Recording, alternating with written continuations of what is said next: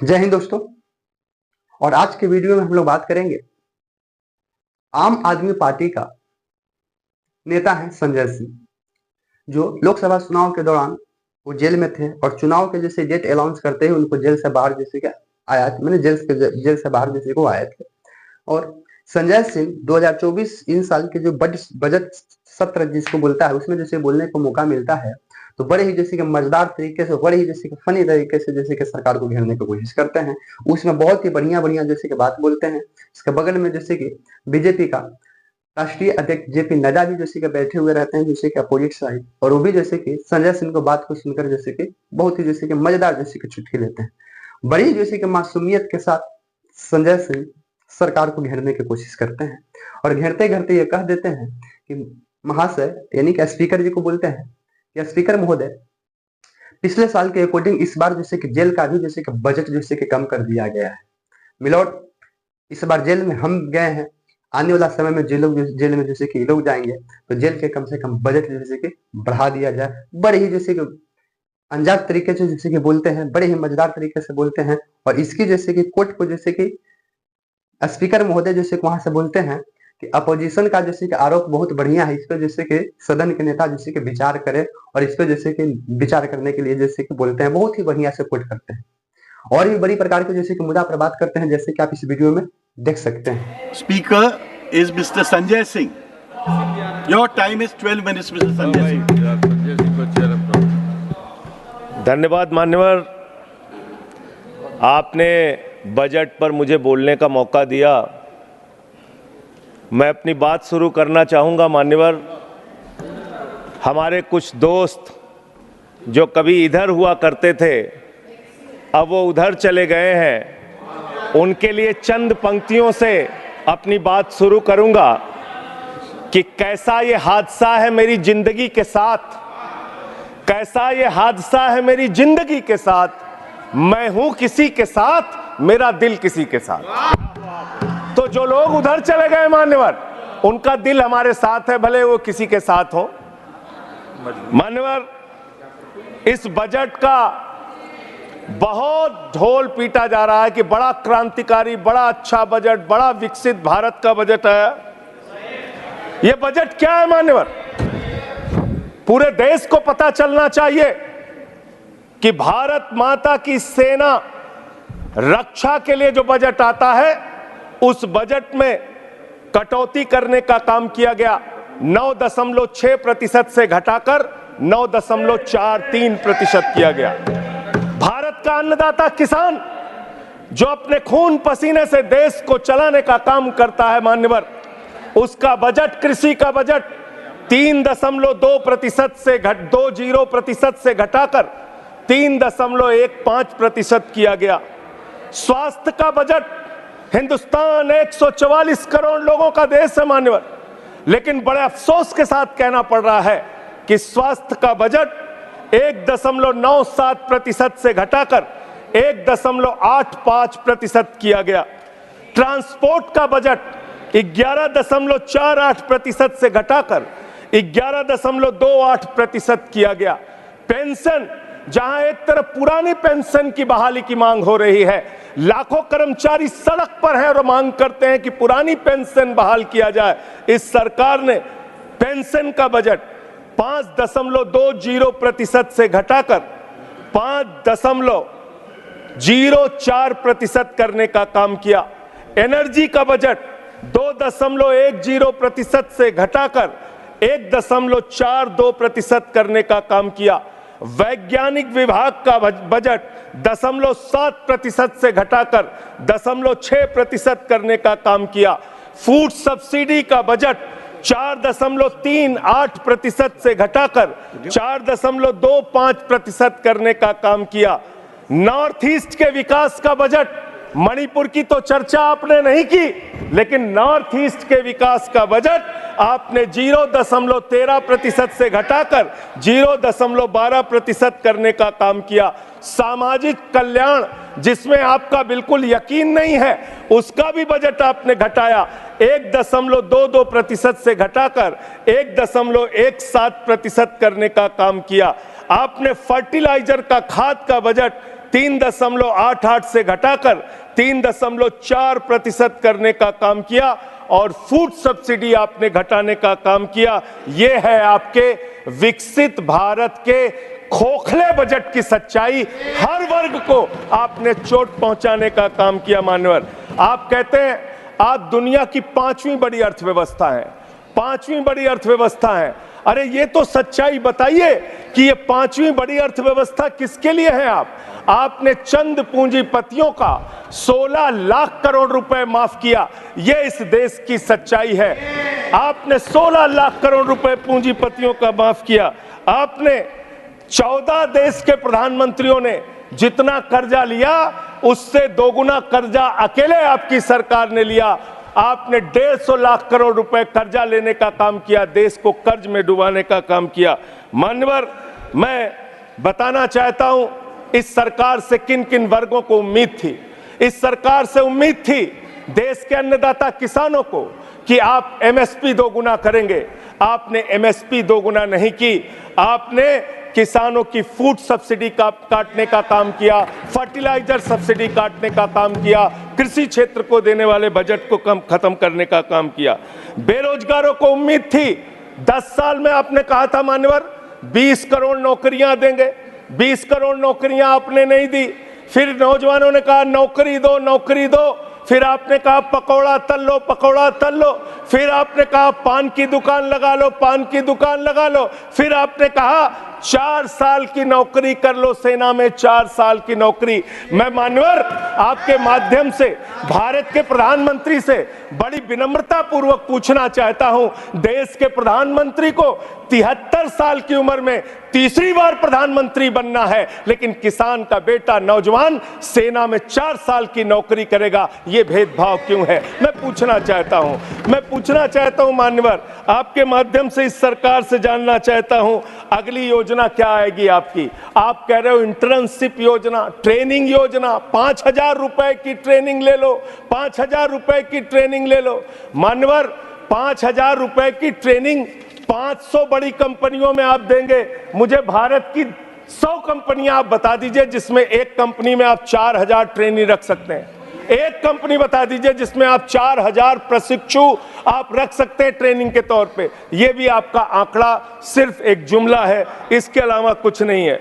अब मुझे लगता है एक ही योजना बाकी रह गई है मान्यवर, वो योजना है कि हमारी भारत की सरकार, आदरणीय नरेंद्र मोदी जी की सरकार अगली योजना लेके आएगी कि इस देश के नौजवानों को मुफ्त में 5 करोड़ कटोरा बांटा जाएगा। भीख मांगो योजना, भीख मांगो योजना लाने का काम ये लोग करेंगे। मान्यवर, इस देश में आपने अर्थव्यवस्था को लेकर कहा 5वीं बड़ी अर्थव्यवस्था है। वो 5वीं बड़ी अर्थव्यवस्था का लाभ किसको मिल रहा है? आपके चंद पूंजीपति मित्रों को, जिसका 16 लाख करोड़ रुपए आपने माफ किया, जो हजारों करोड़ लूटकर हिंदुस्तान से चले गए। मान्यवर, मैं बड़ी विनम्रता पूर्वक कहना चाहता हूं, मित्रों बड़ी डिलीटेड जी, डिफिकल्टी। ठीक है सर। मान्यवर, मैं बड़ी विनम्रता पूर्वक आपके माध्यम से पूछना चाहता हूं, क्या इस देश की अर्थव्यवस्था में रेहड़ी पटरी वालों का कोई योगदान नहीं? जो 10 करोड़ रेहड़ी पटरी वाले पूरे देश में हैं, उनका कोई योगदान नहीं है क्या मान्यवर? वो भी सरकार को टैक्स भरते हैं। आपकी सरकार उनको भी फूटी आंख से देखना नहीं चाहती। आपने रेहड़ी पटरी वालों को कहा अपने नाम के आगे नेम प्लेट लगाओ, अपने नाम के आगे नेम प्लेट लगाओ। हिंदुओं की, मुसलमान, दलितों के पीछे आदिवासी हो, क्या हो ये बताओ। मैं पूछना चाहता हूं आपके माध्यम से सरकार के कहना चाहता हूं मान्यवर, अगर नेम प्लेट लगवाना है तो लगवाइए गले में नेम प्लेट। नीरव मोदी के गले में नेम प्लेट लगवाइए कि 20,000 करोड़ रुपए हिंदुस्तान का वो बाकी है। लगवाइए नेम प्लेट। 10,000 करोड़ रुपए विजय माल्या हिंदुस्तान का बाकी है। लगवाइए नेम प्लेट गले में ललित मोदी के कि 3,000 करोड़ रुपए हिंदुस्तान का लूट के भाग गया। लगवाइए नेम प्लेट मान्यवर। मैं कहना चाहता हूं नितिन संदेशरा के कि वो 6,000 करोड़ रुपए हिंदुस्तान का लूट के भाग गया। लगवाइए नेम प्लेट अडानी के कि ये 2.5 लाख करोड़ रुपए का कर्जा आपने एक आदमी को दे रखा है। लगवाइए नेम प्लेट उन पूंजीपतियों को जिन्होंने हिंदुस्तान की बैंकों को खाली करने का काम किया। मान्यवर एक सेकंड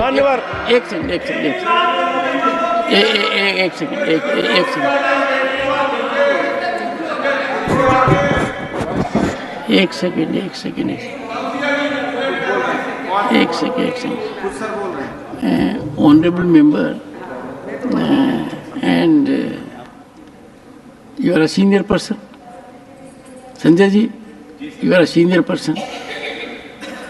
धारा प्रवाह में आप काफ़ी कुछ कह गए फिगर्स के बारे में, बाकी तो you can make your point, no difficulty about it. One second, तो the figures which you have given, you will have tough time in proving them because these have been taken in stride.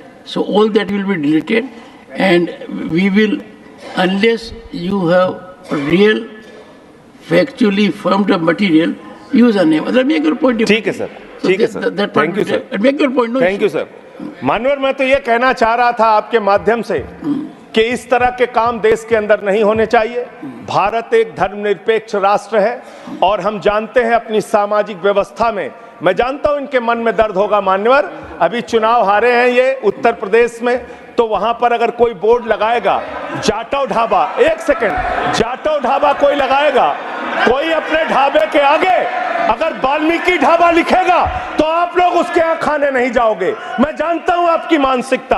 आप वो लोग हैं जिन्होंने भारत के तत्कालीन राष्ट्रपति श्री रामनाथ कोविंद जी को प्रभु श्री राम के मंदिर के शिलान्यास में नहीं बुलाया। आप वो लोग हैं जिन्होंने मौजूदा राष्ट्रपति श्रीमती द्रौपदी मुर्मू जी को राम मंदिर के उद्घाटन में नहीं बुलाया। आप दलितों से, पिछड़ों से, आदिवासियों से, अल्पसंख्यकों से, मुसलमानों से नफरत करने का काम करते हैं। यह आपकी सच्चाई है। इसलिए नेम प्लेट मत लगवाइए।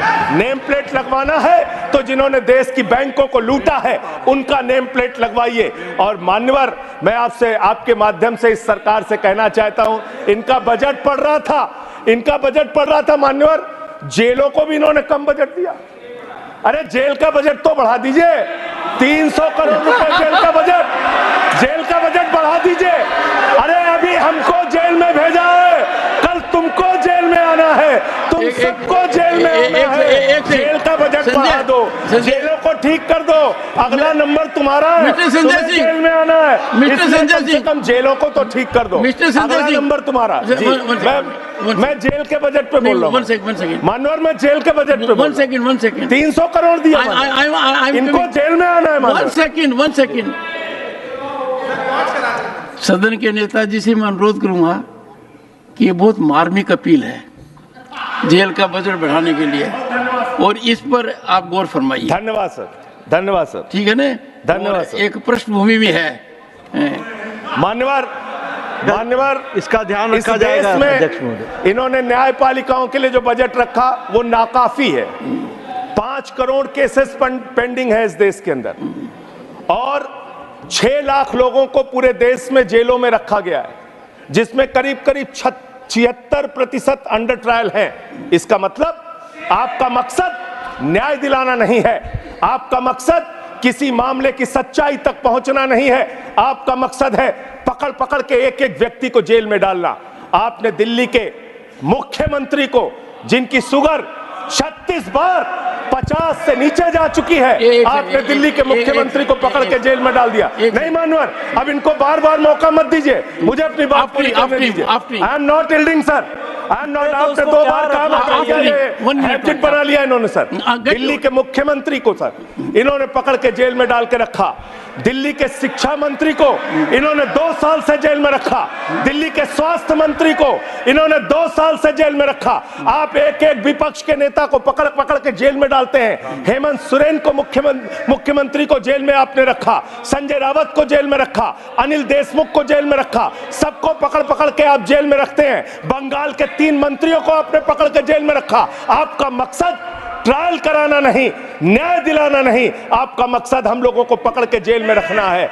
जितना जेल में डालोगे, जितना जेल में डालोगे, मैं आपसे कहना चाहता हूं, जितना जेल में डालोगे उतना गर्त में जाओगे। जिसने भी ये राजनीति की है उसका समापन हो गया है। अभी 240 पे पहुंचे हो, कल 24 पे पहुंचोगे, इसके बाद 2 पे भी आओगे। मैं तो एक 2 मिनट और मैं बस कह के अपनी बात खत्म करूंगा, मेरे टाइम में से उसको काट लीजिएगा। मान्यवर, भेदभाव की बात, सबसे भेदभाव इनको करना है। मुसलमानों से भेदभाव, सिखों से भेदभाव, ईसाइयों से भेदभाव, दलितों से भेदभाव, पिछड़ों से भेदभाव, और अब राज्यों से भेदभाव, राज्यों से भी भेदभाव, महिलाओं से भेदभाव, राज्यों से भेदभाव। क्या भेदभाव किया सर इन्होंने? 2,32,000 करोड़ रुपए, 2,32,000 करोड़ रुपए दिल्ली के लोगों ने सरकार के केंद्रीय खजाने में टैक्स के रूप में दिया, जीएसटी और इनकम टैक्स के रूप में। बदले में हमको कितना मिलता है? 0। 9 साल से आप दिल्ली को बजट नहीं देते। पंजाब के लोग, बस मेरे में से काट लीजिएगा सर, 1-2 मिनट काट लीजिए, मेरी पार्टी के उसमें से काट लीजिएगा। पंजाब के लिए सर, पंजाब का किसान अपना खून पसीना बहा के खेत में गेहूं पैदा करता है, धान पैदा करता है। आपने 8,000 करोड़ रुपए पंजाब के विकास का पैसा रोक रखा है, विपक्ष के राज्यों का पैसा आपने रोक रखा है। ये भेदभाव क्यों कर रहे हैं आप क्यों कर रहे हैं? आप लिखते हैं राज्यों के विकास से देश का विकास है, ये आप राज्यों का विकास कर रहे हैं। एक एक करके टारगेट करके विपक्षी राज्यों के साथ आपने भेदभाव करने का काम किया। और अंत में कोई मुझे कह रहा था सारे बजट कम किए, शिक्षा के बजट को भी आपने कम कर दिया। मैंने इन लोगों से कहा शिक्षा से इनका कोई लेना देना नहीं है, शिक्षा से इनका कोई लेना देना नहीं। मान्यवर, क्यों लेना देना नहीं है? क्योंकि दिल्ली विश्वविद्यालय में मनुस्मृति पढ़ाने जा रहे हैं ये लोग। मनुस्मृति पढ़ाएंगे कि दलितों के, पिछड़ों के, जिनको आप शूद्र कहते हैं, आप शूद्र कहते हैं, अगर वो श्लोक सुन लेंगे तो उनके कान में पारा आप कैसे डालेंगे? ये पढ़ाई आप कराने जा रहे हैं दिल्ली विश्वविद्यालय में, ये पढ़ाई आप कराने जा रहे हैं। इसलिए मान्यवर, मैं आपसे यही कहना चाहता हूं, ये बजट हिंदुस्तान के किसान के खिलाफ है, ये बजट हिंदुस्तान के नौजवान के खिलाफ है, ये बजट हिंदुस्तान के व्यापारियों के खिलाफ है, ये बजट सिर्फ और सिर्फ मोदी जी के मित्रों के लिए बनाया गया है, मित्रों के लिए बनाया गया है, मित्रों के लिए बनाया गया है। Latter part will not go on record. हाँ, ऑनरेबल मेंबर्स, अब अगर यदि वीडियो पसंद में आए तो लाइक, सब्सक्राइब एंड शेयर जरूर कीजिएगा। जय हिंद।